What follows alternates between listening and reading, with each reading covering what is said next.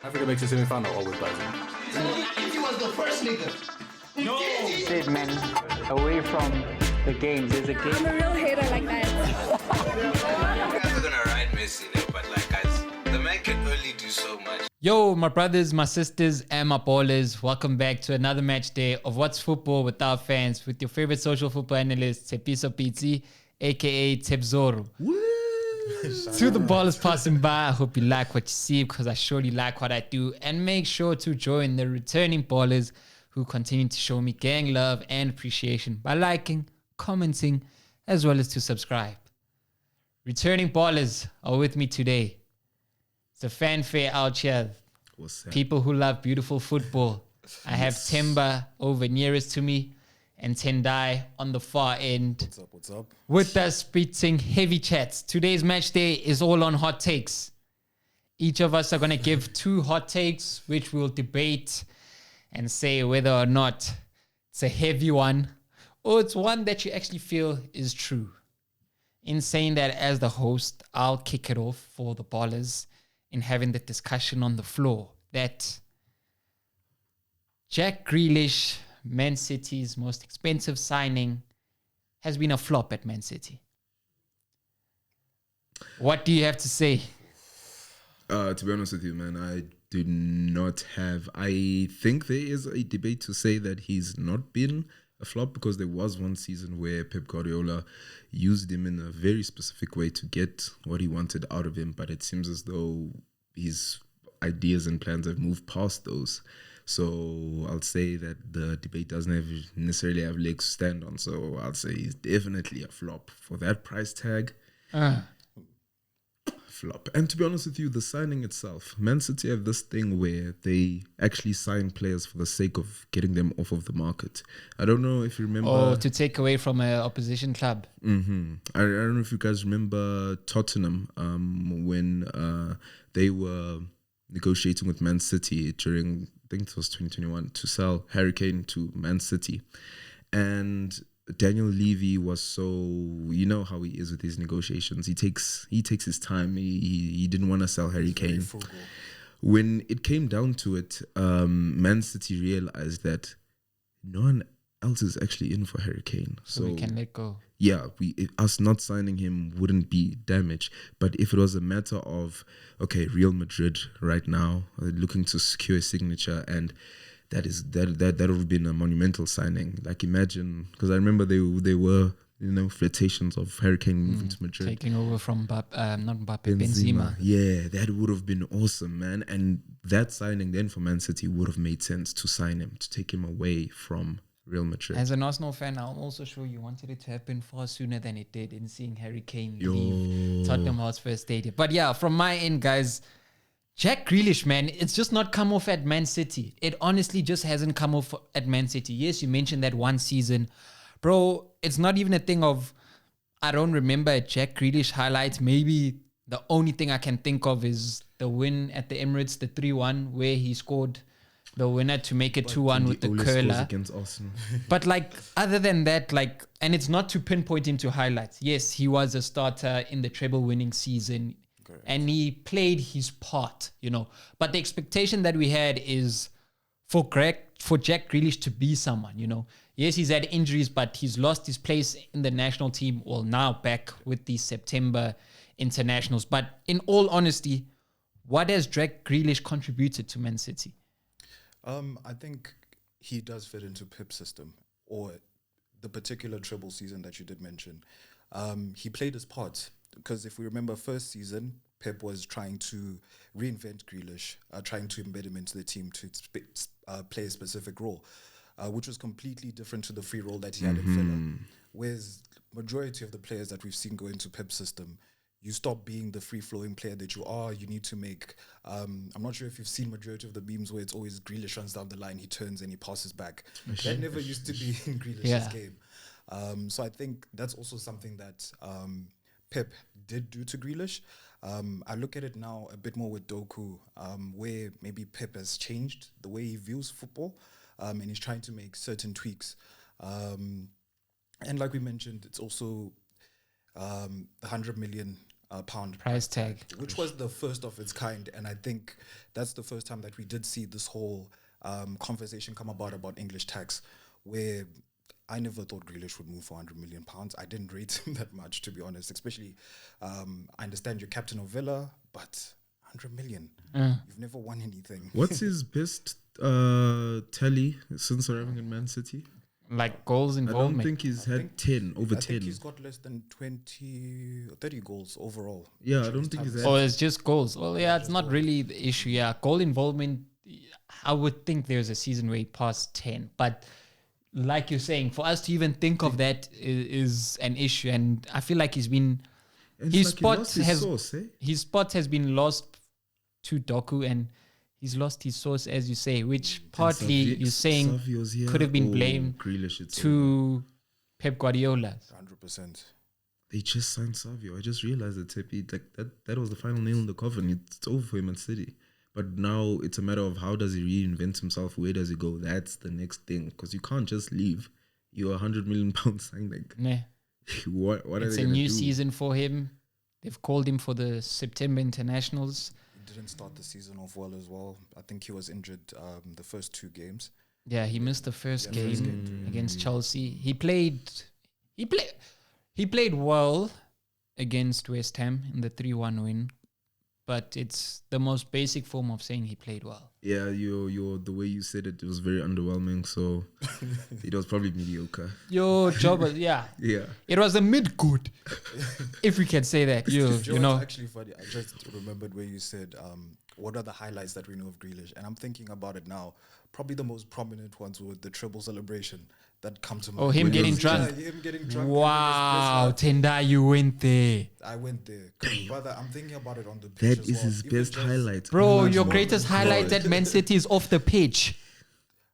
I mean, Well, it was fire. that's- It was fire in the moment. It was fire in the moment. But on the pitch, I'm like, You're the thumbnail for Netflix Treble, the series. But yeah, guys, that's my hot take. Grealish has been a Man City flop. Over to you, Tim. Okay, so I've got a couple. I'll start off with this one because I think it might take us a little while to debate it. But I was thinking about the journey of Ange Postecoglou's coaching career and where it has led him to. This guy is an Australian man. I'm not really too familiar with D-ski in Australia, but it doesn't strike me as a nation that puts D-ski as its number one sport, and it's probably not. It is I don't know about their league, but it is probably in comparison to PSL. I think we have more well-known teams than Australian teams. I don't know. Sure. I think the only Australian team I know of is that one that is owned by Man City. Is it Sydney FC? I think so. The blue one, Malbay. Yeah, like Whatever. Well, anyway, my point is Australia is it's left, you know. But the level of coaching that Ange Postecoglou has reached, and saying this as an Arsenal fan, I hate that he's at Tottenham because I love his brand of football, specifically when he was at Celtic, getting a chance to watch his teams in Europa League. They played a good brand of football. Now the take is that occurrence of a man from Australia reaching that elite level of coaching in football is the equivalent to, I say, Rulani Mokwena coaching Man City and or Tottenham or Liverpool. And because of Ange Postecoglou's background, where it comes from, I believe that it would be possible for Rulani Mokwena to manage at that high level because he is a fantastic coach. Well, let's look at Ange Postecoglou's track record in a basic sense. Like you say, in Celtic, he's loved in Scotland. Celtic really love him. He was hot. Jota was hot under him before going to Saudi Arabia. He did well there. He was able to win the Asian Cup in 2015 with Australia. He's coached under City Group teams. I think he coached the Asian team that's owned under the City Group. In coming to your hot take, Rulani, look, man, anything's possible. Anything's possible in football. Anything's possible in this world. He can reach that. You know, we've had high hopes with Pizzo Mosemani. I still hope he can coach in Europe. It's not to say that that will be his greatest achievement, but I feel like him stepping there gives great inspiration to the others to follow from South Africa, you know. And I feel that's what you're putting across with Ange Postecoglou for what If it Australians can can happen for him. achieve. Why can't it happen with Rulani, in Yes. example, who's at Wydad Casablanca right now? So, bro, The I'm sky's- hearing you. I just Sky's have the limit. a quick one there. I would love to see him Not to there. be offside or anything, but when we look at Ange, I'm not going to bring up the race thing, but or just European football in general and the managers currently across the landscape of Europe. Even the European managers of color struggle to get high-end jobs or jobs in general. Good point. So wouldn't that be something that would also play a role in that? Maybe, for example, they're not looking at some of the African teams when it comes to maybe recruitment of managers and things like that. And then I think it's also easier for African players, for example, that have played in the Premier League. Like I see Kolo Toure at Leicester right now. I think he's assistant manager, if I'm not mistaken.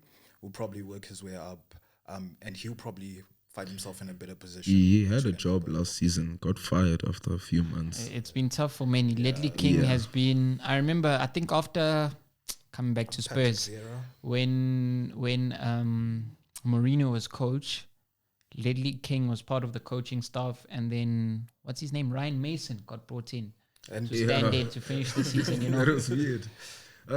But like the way I view it, I understand your point completely, and race is a factor. But in terms of just, I think the way Sundowns was built for 4 years around Rulani Mokoena and how he did that, it is something that I can see being replicated in North Africa where he's doing it now. So like he's even changing things now. It's weird to say that a South African man is managing a big North African team in Morocco. When Pizzo went to Egypt, that was odd. But you know, we're breaking these barriers. We're 100%. starting, you know what I'm saying? Unfortunately, when Pizzo went to Al Ali, he got them promoted and they fired him. That wasn't nice. In You know, Saudi they didn't give Arabia, him the chance to prove himself. But I think that Ronaldo Mokoena still has the time to replicate something big, or replicate what he did in Sundowns and do it big in Europe. I would love to see him in Europe. you know. The point that you brought across around race and looking across the board in Europe. Yeah, man, maybe that's what closes out Rulani's. we're not. It's So from that sense, I'd say for me, it's not a hot take. Because of that factor that you brought in. get you. It closes it out. I don't think the European landscape is quite equipped for that. Just And that's us being subjective. no, definitely. But I'm also, hoping he breaks those barriers, though. yeah, it's barriers to be broken, man. Yeah. And also, it's I think sometimes also being able to accept maybe some of the smaller jobs, like go start in the championship or whatever league that you need to as well. It doesn't have to be the Premier League off the bat. So it's also just keeping an open mind, because I see majority of the times, even with South African football players, you get an opportunity to go to maybe a small Belgian team, but you say, who is this? What team is this? And because you're also not fully knowledgeable with regards to the subject, they then just say, oh no, I'm going to stay in South Africa. It might be a cultural thing as well. You know how some of our ballers are. But yeah, I'll leave it at that. All right, man. You've convinced me to say it's not. Let's hear yours. All right. Wait, what's your assessment actually? Is it a hot take for you or not? Um, In just saying, is it a hot take or not? It's in between, but after thinking it through, no, Yeah. it's not. On your end, what's yours? I'm sticking to the subject matter of managers. So I'm going to speak about Didier Deschamps. I personally believe that this brother is robbing a living. I think him and Southgate are the same gent, if I'm being honest. Because, no, let me land first. I look at him now, I see the talent that he has available. He's only won one World Cup. If we look at all the other major tournaments that they've been to, they've fallen short majority of the time due to his tactical ineptness. And I see people calling out Southgate and giving him stick for having the golden generation. It's just unfortunate that his bunch haven't been able to Get over the carry him line. over the line just based on their personal talent. But I look at that 28 World Cup winning France squad. They basically carried Deschamps to that World Cup. That's what I personally believe. That's my hot take. My boy, I'm not even wanting to debate on this one, but you can bring in your 2 cents, Tim. This one's a hot one. Ha. Hey, man, I think people don't give Deschamps enough credit. The man management side of football is crazy, guys. And a lot of people don't understand that there are two categories of elite managers. And sometimes you get a mix of both. There is the tactical side of it, and there's the man management side of it. Deschamps, you may think his tactical work is not sufficient enough, but when you have Mbappe on the team or you have Pogba in the team, at some point he recognizes that in games that he just needs to let it go and let his players do his thing. And that's where like the man management side of it comes in, because he understands and he knows these players so well. I mean, this guy started Olivier Giroud for how many years? Ahead of Alexander Lacazette, ahead of Benzema. Well, Benzema was out for specific reasons at that point. But the fact that This was your number 9. that was a depressing era. I don't really But he does this want to well. speak Yeah, about. no, well, I'm saying as in this was your number 9 for the national Yes, team. for the you national know? team, and he carried France like they were good even at that point. All-time top goal scorer. You know what I'm saying? Yes, Olivier Giroud. And he did that under Deschamps. And imagine, he got the best out of Olivier Giroud. Yeah. You know what I'm saying? So Some of I the think, best I think Pogba we've sometimes- seen has been under Deschamps, you know. Yes, the Pogba shines under Deschamps. The best, for me, one of the best performances I've seen in modern day football was Kylian Mbappe in the World Cup final, when he took on Argentina basically one man. Literally. You know what, ego, you can't have an ego in football and you know, in instances like that, because you have to allow these players to take the game by the scruff of the neck and shine to so that at the end of the day it looks like, hey, I'm not doing anything. I'd rather be a coach where it's like I'm winning but niggas don't think I'm doing anything, you know what I'm saying? Sure. But we are winning. I'd rather be that. So in a sense, cut him some slack, man. Yeah, cut him some slack. Just we can just sometimes highlighting slack, that but- final match, Yeah. the decision that he made in taking off Dembele and Giroud before halftime in a World Cup final, And it worked. and the impact Kolo Muani. Who's the other sub? Kolo and was it Thuram? Marcus. Did Thuram come on? Yeah, Thuram did come on. I remember him Was Coleman diving. injured for No, that game? Coleman came on later, but I think the two subs before halftime was Kolo Muani and Thuram on, Giroud, Dembele off. Yeah, cut him some slack, hey?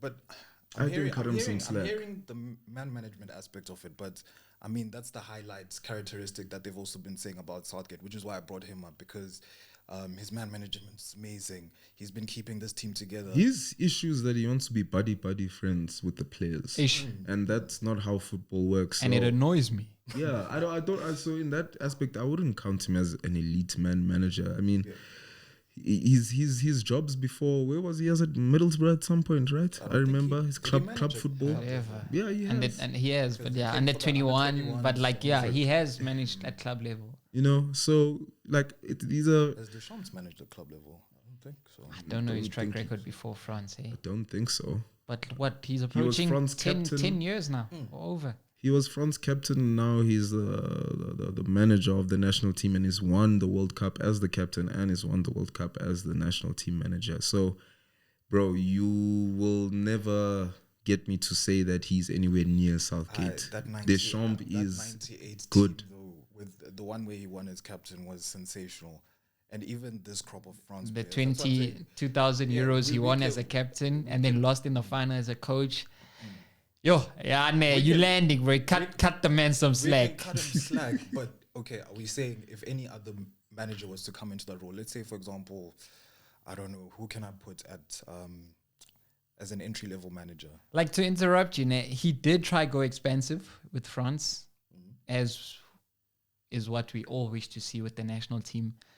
And they got knocked out in the last 16 of the 2020 Euros, played in 2021, where he was actually like Griezmann, Benzema, Mbappe, Giroud on the bench, Pogba playing. Like, their football was expensive. Like, I remember the game against Switzerland with them leading 3-1, where Pogba scored a banger. And France were up for it, coming out of the group of death with Portugal and Germany. They were playing football Good we football. were wishing to see, but for him to only reach the last 16, you know. So it's a hot take because you have context behind it, nah. One World Cup. But it's one I don't agree with, eh? Yeah, I think for me it's just the comparison. It's not ringing my head. Southgate is not a good enough comparison. I'm just looking at the teams and what everyone has available. That's why Southgate came to mind. Okay. I mean, we can also bring up when Martinez was there at Portugal. He could be another one as well that we can throw in there. Oh, guys, why did they give Martinez Portugal? And this Portugal are in another golden era. Oh, But that's a conversation for another day, you know. Fire that man. Portugal. And this is If the your second football one. federation has respect for the game, they will fire Martinez. That man won an FA Cup and then got relegated the next week. Do you understand that? He had Belgium's golden generation and still could not get to a final. There's also another one where he's robbing a living. Hey, man, Hey, it's Martinez difficult has for the been- managers, man. Let's cut them some slack and let me shift over to speaking on the final one that I'll give. For me, the Italian Serie A is the most entertaining league. Now, let me land.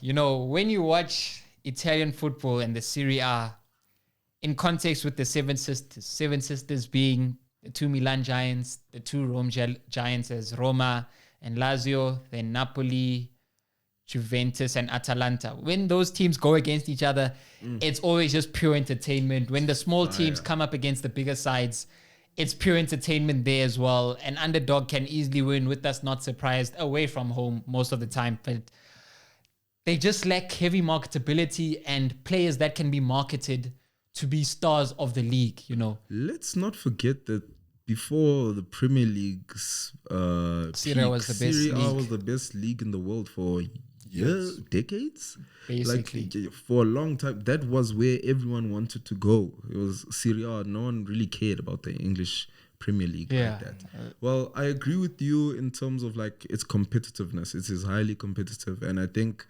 that is definitely what the English league is missing to a certain extent. Ronaldo and Messi leaving La Liga helped them bring back a certain amount of competitiveness within the league, you know. But it's a matter of style of football, I think. Like the way Italians play football these days, it's very much on the break, hey? Like just Heavily. the speed and of their counters, it's just ridiculous. Especially like when I love watching Inter Milan when they're in full flow. It is a marvel. They to see. demolished Atlanta 4-0 at home on Friday. And just Inter Milan, when they step into the San Siro right now under Inzaghi, Yo. honestly, they have no competition. Like, And I then- just wish the stigmas that we know of Italian football can just leave because It is not. ballers. It is not the Serie A, yo. It is not as rugged, I think, as people think it is, or as Exactly. aggressive, because the era of your Gattusos is long gone. Thank you. It is long gone. In the sense that they're now more technical players. Yeah, man. Like respect them. They have skill. They Like, are sit ballers. down and watch a game between Genoa and Torino. Like, respectfully, the way you sit down and watch Southampton play Brentford, you know? bro. And then also watch Have Inter you- Milan against Rome. Have you seen Thiago Motta's tactics? My lord, what Kenan Okay, Yildiz guys, is doing this season. Watch Thiago. That man as a coach, I know he's changing things. And he's ruthless as well. Yo, He's ruthless. Just before cut homies off. Kezo is gone. Rabiot's still a free agent, if I'm not mistaken. Yeah. He's still open. Chesney retired from football. I wanted him to be Arsenal's second keeper, man. You know, like my ball is Syria. I don't know what y'all have to say in concluding with that opinion. I would say that it is. I wouldn't say it's the most entertaining league. Still, I'll say the most entertaining league is always the league with the players who you want to see.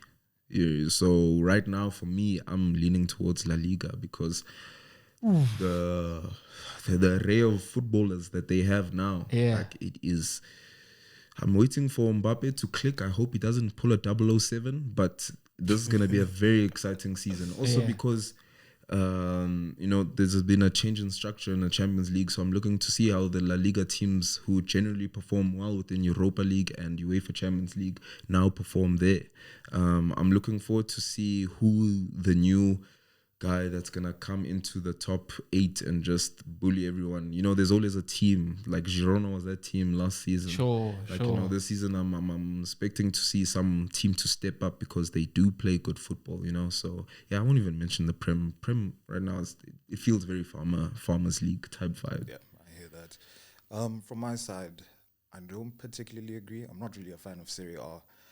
No one is. Like you mentioned, there's things or stigmas from the past, which some of them we won't get into.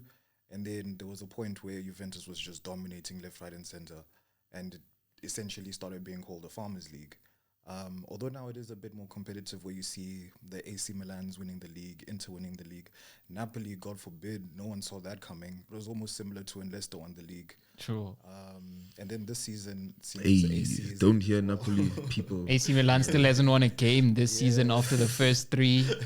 Juventus and Inter obviously looking favorites. Exactly. Look, it just lacks money a bit, Also, big I think they need to signings, get but the out of- they need to marketability. get out of that thing. And the It's like Italian the national team. Bundesliga. Yeah, sorry to interrupt you. The Italian national team. Stop failing to make the World Cup.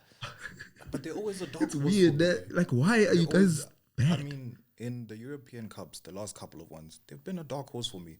And then I see... But it should be a given Champions that League- Italy is at a major international competition. How do you win the Euros and They've then not not made the qualify last for the 2 World, World Cup? Cups.